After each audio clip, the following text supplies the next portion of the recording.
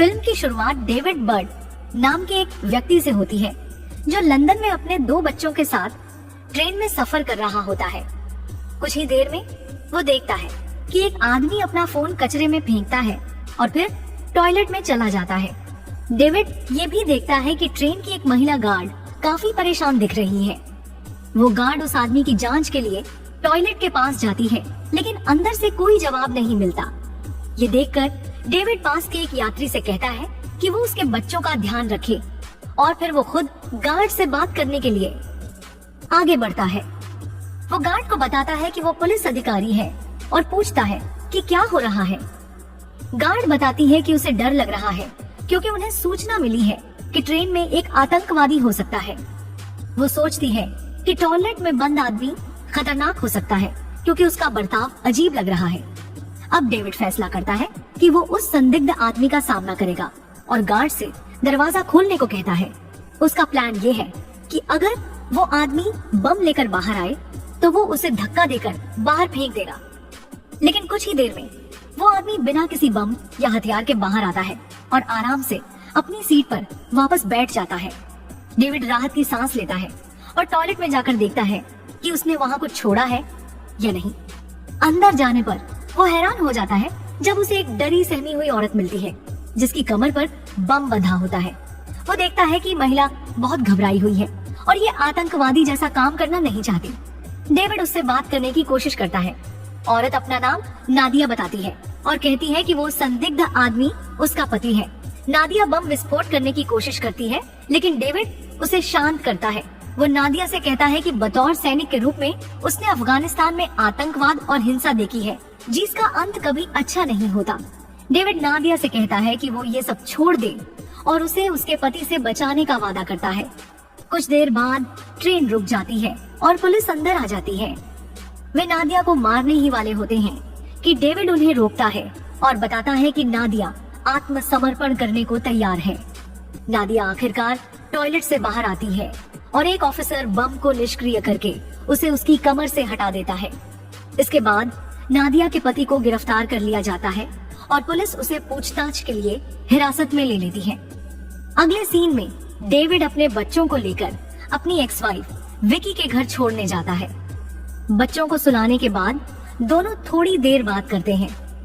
विकी उसे रात में वहीं रुकने का ऑफर देती है। डेविड उसे किस करने की कोशिश करता है, लेकिन वो तुरंत मना कर देती है और कहती है कि उसका ऐसा कोई मतलब नहीं था।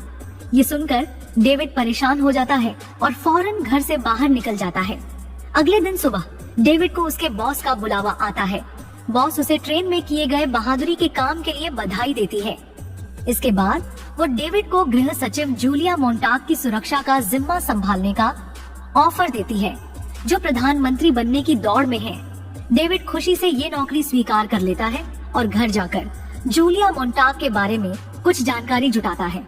उसे पता चलता है कि जूलिया विदेशी सैन्य कार्रवाइयों का समर्थन करती है, जिससे डेविड थोड़ा परेशान हो जाता है क्योंकि वो अब भी अफगानिस्तान में बिताए समय से PTSD यानी पोस्ट ट्रॉमेटिक स्ट्रेस डिसऑर्डर से जूझ रहा है। अगले दिन डेविड अपने पहले दिन काम पर जूलिया के साथ काम शुरू करता है। वो उसे सुझाव देता है कि उसकी सुरक्षा के लिए मंत्री भवन के अंडरग्राउंड दरवाजे से प्रवेश करे, लेकिन जूलिया इसमें कोई दिलचस्पी नहीं दिखाती और बिना कुछ कहे चली जाती है। डेविड दिन भर उसका पीछा करता रहता है जब तक वो काम करती है और दिन के आखिर में उसे घर छोड़ने जाता है। ड्राइव के दौरान डेविड ड्राइवर को एक दूसरा रास्ता लेने का सुझाव देता है क्योंकि मौजूदा रास्ता उसे असुरक्षित लगता है।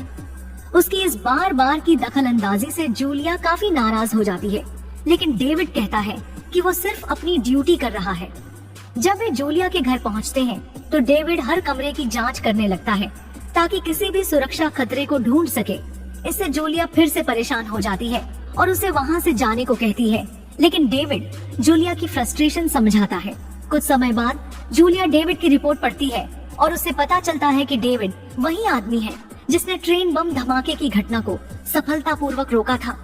ये जानकर वो उसके प्रति नरम हो जाती है और अपने पिछले व्यवहार के लिए माफी मांगती है। डेविड भी इसे ज्यादा तूल नहीं देता और वे हाथ मिलाकर मामले को खत्म कर देते हैं। अगले दिन जूलिया एक इंटरव्यू के लिए तैयार हो रही होती है, तभी उसकी सहायक गलती से उस पर कॉफी गिरा देती है। डेविड तुरंत बिना किसी हिचकिचाहट के अपनी शर्ट ऑफर करता है और जूलिया उसकी इस मदद से इम्प्रेस हो जाती है। थोड़ी देर बाद इंटरव्यू शुरू होता है और डेविड देखता है कि जूलिया अपनी सैन्य योजनाओं पर बात कर रही है। ये सब सुनकर डेविड को तनाव होता है क्योंकि उसे अपने युद्ध के पुराने अनुभव याद आने लगते हैं। शाम को जब वे जूलिया के घर पहुंचते हैं तो वो डेविड को उसकी शर्ट के लिए धन्यवाद देती है। वो उसे बताती है कि ट्रेन में पकड़े गए आतंकवादी को फांसी होने वाली है। जब डेविड नादिया के बारे में पूछता है तो जूलिया बताती है कि नादिया ने अभी तक कुछ नहीं कहा है और वो अब भी डरी हुई है। इसके बाद जूलिया डेविड से उसके परिवार के बारे में पूछती है। डेविड बताता है कि वो शादीशुदा है और उसके 2 बच्चे हैं। फिर वो जूलिया से पूछता है कि क्या वो हमेशा से राजनीति में आना चाहती थी। इस पर जूलिया जवाब देती है कि वो पहले एक क्रिमिनल लॉयर थी और कानूनी व्यवस्था की खामियों को ठीक करने के लिए उसने राजनीति में कदम रखा। डेविड उसकी कई योजनाओं से सहमत नहीं होता तो जूलिया उसे कहती है कि उसे उसके लिए वोट करने की जरूरत नहीं है, बस उसकी सुरक्षा करनी है। इसके बाद डेविड अपने घर लौटता है और फिर से विकी को फोन करने की कोशिश करता है, लेकिन वो उसकी कॉल का जवाब नहीं देती, जिससे डेविड निराश हो जाता है। अगले दिन वो विकी से मिलने की उम्मीद से जाता है, सोचता है शायद वे सुलह कर लें, लेकिन विकी उसे चौंकाते हुए बताती है कि उसने किसी नए व्यक्ति से मिलना शुरू कर दिया है। ये सुनकर डेविड दुखी हो जाता है और उससे अनुरोध करता है कि अभी तलाक न ले। वो कहता है कि अगर उसे कुछ हो जाता है तो विकी उसकी पेंशन हासिल कर सकेगी, बशर्ते वे कानूनी रूप से अभी भी शादीशुदा हों। अगले दृश्य में डेविड अपने पुराने दोस्त एंडी से मिलता है, जिसके साथ वो सेना में ड्यूटी कर चुका था। एंडी का चेहरा ड्यूटी के दौरान हुए हादसे में बुरी तरह घायल हो गया था और वो मानसिक रूप से भी काफी आहत है। जब एंडी को पता चलता है कि डेविड गृह सचिव के लिए काम कर रहा है तो वो निराश हो जाता है। वो डेविड को ताने मारते हुए कहता है कि वो उन्हीं नेताओं के लिए काम कर रहा है जिन्होंने उन्हें युद्ध में मरने के लिए भेजा और उनके कई साथियों की मौत का कारण बने। डेविड को एहसास होता है कि एंडी सही कह रहा है, लेकिन वो कुछ नहीं कहता। अगली सुबह डेविड अपने बच्चों को स्कूल छोड़ने जाता है। पता चलता है कि उसका बेटा मेंटल ग्रोथ की समस्या से जूझ रहा है, जिस वजह से दूसरे बच्चे उसे लगातार तंग करते हैं। उसका बेटा स्कूल जाने से मना कर देता है, लेकिन डेविड उसे हिम्मत देता है कि वो उन बदमाशों का सामना करे और प्रिंसिपल को उनकी शिकायत करे। कोई और चॉइस न होने पर लड़का न चाहते हुए भी फिर से स्कूल के अंदर चला जाता है। बाद में जूलिया और डेविड काम के लिए जा रहे होते हैं जब डेविड को अपनी पूर्व पत्नी विकी से बार बार कॉल आने लगती है। शुरू में वो कॉल्स को नजरअंदाज करता है, लेकिन जब कॉल्स लगातार आती रहती हैं, तो जूलिया उसे फोन उठाने के लिए कहती है। विकी उसे बताती है कि उनके बेटे के लिए जिस स्पेशल स्कूल में उन्होंने अप्लाई किया था वहाँ उसकी जगह नहीं मिली। वो बहुत परेशान है, लेकिन डेविड उसे भरोसा देता है कि वे किसी और खास स्कूल का इंतजाम कर लेंगे। फिर डेविड कहता है कि वो काम पर है और फोन रख देता है। जब वे अपने लोकेशन पर पहुंचते हैं तो डेविड जूलिया से पर्सनल कॉल लेने के लिए माफी मांगता है, लेकिन जूलिया को इससे कोई परेशानी नहीं होती। ऑफिस में जूलिया एक शख्स से मिलती है जो उसे एक संभावित आतंकवादी हमले के बारे में बताता है, जो कि एक स्कूल पर होने वाला है। वो आदमी बताता है कि ये वही स्कूल है जहां डेविड के बच्चे पढ़ते हैं। ये सुनकर जूलिया चौंक जाती है। उन्हें शक है कि ये हमला डेविड के ट्रेन पर हुए आतंकवादी हमले को रोकने के प्रयास का बदला हो सकता है। हालांकि वे स्कूल को सूचित नहीं करने का फैसला करते हैं और लोगों में दहशत न फैलाने के लिए सुरक्षा बढ़ा देते हैं। अगली सुबह बच्चे स्कूल में खेल रहे होते हैं, तभी आतंकवादी एक सफेद वैन में आकर हमला करने की तैयारी करते हैं। ये देखकर एक टीचर जल्दी से बच्चों को अंदर ले जाता है और एक पुलिस वैन स्कूल के सामने आकर आतंकवादियों को रोकती है। फिर पुलिस आतंकवादियों पर गोली चलाती है, जिससे उनके ट्रक का एक्सीडेंट हो जाता है। ऐसा लगता है कि वे मर चुके हैं, इसलिए एक ऑफिसर ट्रक की जांच करने जाता है, लेकिन अफसोस उनमें से एक आतंकवादी अभी भी जिंदा होता है और अचानक बम विस्फोट कर देता है। इससे गाड़ी में धमाका होता है और 3 पुलिस ऑफिसर मारे जाते हैं। बाद में जब डेविड इस हमले के बारे पता चलता है तो वो तुरंत विकी को कॉल करता है और राहत की सांस लेता है जब उसे पता चलता है कि उनके बच्चे सुरक्षित हैं।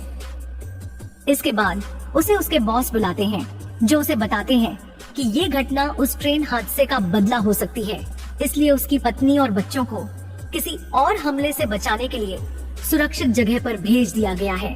इससे डेविड खुश होता है, लेकिन फिर उसके बॉस उसे चौंका देते हैं कि उसे जूलिया की सुरक्षा से हटा दिया गया है और अब उसे एक डेस्क जॉब दी गई है। डेविड ये जानने की कोशिश करता है कि उसे ये सजा क्यों दी जा रही है, लेकिन उसका बॉस बताता है कि क्योंकि आतंकवादी अब उसके पीछे हैं, इसलिए जूलिया के साथ उसका रहना बहुत खतरनाक है।